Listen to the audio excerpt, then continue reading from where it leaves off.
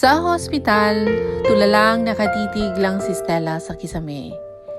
Naghihintay kung ano ang mga dapat gawin sa buhay. Iniisip pa lang niya na mamuhay na malayo sa asawa ay naiiyak na siya. Pakiramdam niya pati ang puso niya ay umiiyak din.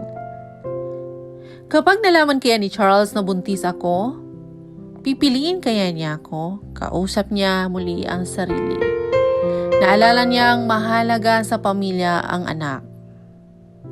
Tama, hindi niya hahayaang magkakaroon ng bastardong anak, kaya papilitan siyang manatili sa tabi ko. Siya na rin ang sumagot sa mga tanong niya. Unti-unting pumipikit ang mga mata na may ngiti sa mga labi. Kinalimutan na muna ni Stella ang unang pangako sa sarili kanina.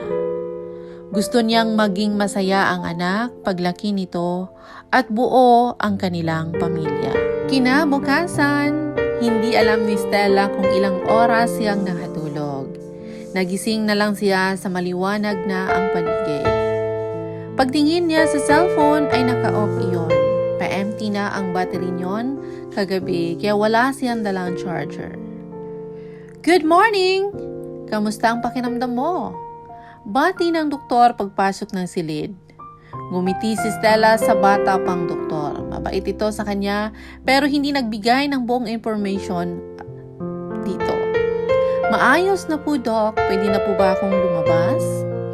Sinuri muna ng doktor ang pulso ng dalaga, pati ang dextrose nito, paubos na iyon at maayos rin ang heartbeat ng pasyente at ang bata na nasa sinapupunan nito.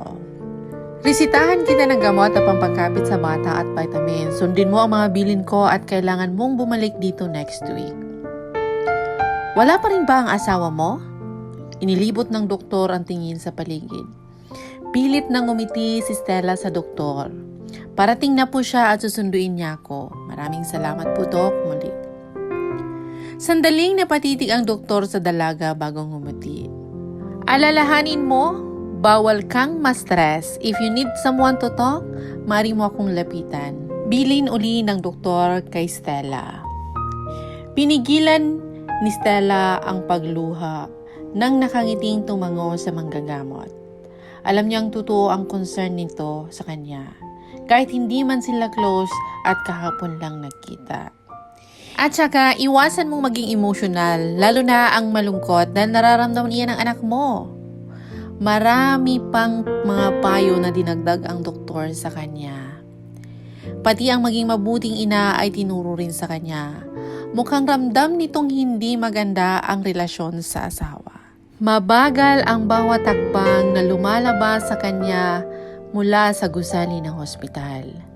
Nilalanghap ang hangin at isang buntong hininga ang pinakawalan sa bibig bago pumara ng taxi.